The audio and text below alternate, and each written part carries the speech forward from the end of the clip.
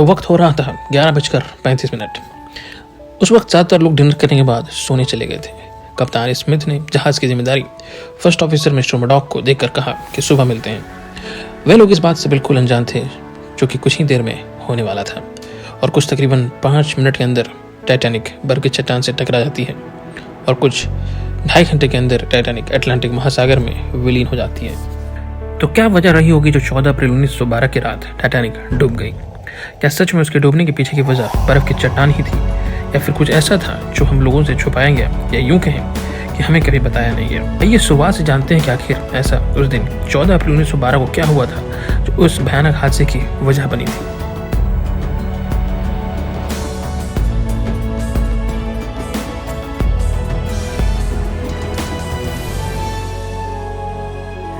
सबसे पहली वजह जो कि लोग देख ना पाए, या यूं कहूं कि देख ना सके, वह यह थी कि टाइटैनिक की बनावट काफी कमजोर थी। जहां पर टाइटैनिक अपने उस वक्त के दूसरे जहाज के मुकाबले काफी बड़ी थी, मगर फिर भी उसके डिजाइन में काफी खामियां थी। सबसे पहली खामी जो थी वो यह कि टाइटैनिक के बाहरी ढांचे जो कि लोहे से बनाए गए थे, उन्हें एक दूसरे के साथ जोड़ने के लिए जिन स्क्रूज का उपयोग किया गया था वो आकार में काफी छोटे थे। छोटे आकार के स्क्रू होने की वजह से जिस वक्त टाइटैनिक बर्फ की चट्टान से टकराई उस वक्त उसमें काफ़ी नुकसान हुआ और वो जगह जगह से छेद हो गई, क्योंकि लोहे की परत एक दूसरे से अलग हो गए थे। अगर वो स्क्रूज आकार में थोड़े बड़े होते तो टाइटैनिक की टक्कर चाहे कितनी भी बार क्यों न बर्फ की चट्टान से होती, फिर भी उसमें कोई भी नुकसान नहीं होने वाला था। दूसरी वजह, टाइटैनिक में लगे हुए प्रोपेलर्स जो कि जहाज को चलाने एवं मोड़ने में कारगर साबित होते हैं, वो तुलनात्मक टाइटैनिक के आकार के मुताबिक काफी छोटे थे। प्रोपेलर्स में लगे हुए पंखे का आकार इतना छोटा था कि उसे टाइटैनिक को मोड़ने में काफी वक्त लगता था, जिस वजह से बर्फ की चट्टान देख लेने के बावजूद भी टाइटैनिक अपने रास्ते से सही वक्त पर मुड़ न सके। यूं कहा जाता है कि टाइटैनिक को मुड़ने के लिए अंदाजन 5 मिनट से ज्यादा वक्त था, पर फिर भी टाइटैनिक अपने पूरे रफ्तार के साथ भी मुड़ न पाई और जाकर बर्फ के चट्टान से टकरा गई। तीसरी वजह, यूं कहूँ कि ये टाइटैनिक के लिए एक श्राप बनकर सामने आई। दरअसल टाइटैनिक के निचले भाग में 16 वाटर टाइट कंपार्टमेंट्स बनाए गए थे, जिनका काम था कि अगर टाइटैनिक में पानी भरने लगे तो वो उन्हें नीचे ही रोक दे और बाकी के डेक्स में पानी न भरे। इस वजह से काफी लोग टाइटैनिक को कभी न डूबने वाला जहाज भी समझने लगे थे, मगर इसमें भी खामियां उन्होंने जो सोचकर उन वाटर टाइट कंपार्टमेंट्स को बनाया था वो उसके बिल्कुल ही विपरीत थे। उन वाटर टाइट कंपार्टमेंट्स को इस तरीके से बनाया गया था कि अगर टाइटैनिक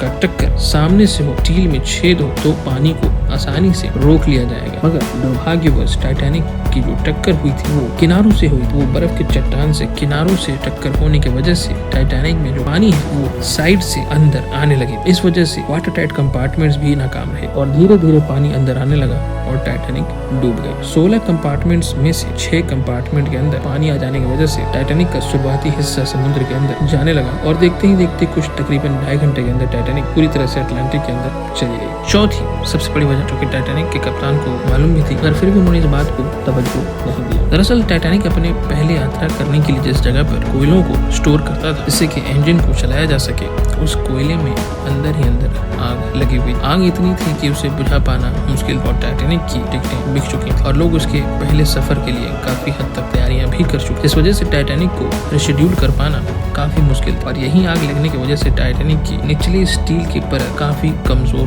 हो गई और यही वजह थी कि बर्फ की चट्टान से टक्कर होते ही उसमें काफी नुकसान हुआ और वो नीचे से छेद हो गई। और फिर हमें पता है कि आगे क्या हुआ। तो ये तो थी टाइटैनिक की बनावट से संबंधित समस्याएं, परंतु इनके अलावा भी काफी वजह थे जो कि अपने वक्त के सबसे आलीशान जहाज को डुबाने में असली भूमिका निभा रहे। आइए उन पे भी गौर करते हैं। तो सब कुछ हो जाने के बाद टाइटैनिक अपनी पहली यात्रा पर निकलती है। वक्त था दोपहर के 12 बजे, अप्रैल 10, 1912, साउथहैम्पटन, इंग्लैंड। तो अगर हम ये कहें कि टाइटैनिक का डूबना पहले से ही तय था तो ये बिल्कुल गलत नहीं होगा। किसी भी जहाज को चलाने में दूर की चीजों को देखने के लिए दूरबीन रखी जाती है, मगर जिस रात को टाइटैनिक डूबी थी उस रात टाइटैनिक पर एक भी दूरबीन नहीं उपलब्ध। ऐसा बिल्कुल नहीं है कि दूरबीन टाइटैनिक में नहीं थी, परंतु इस कमरे में दूरबीन रखी हुई थी।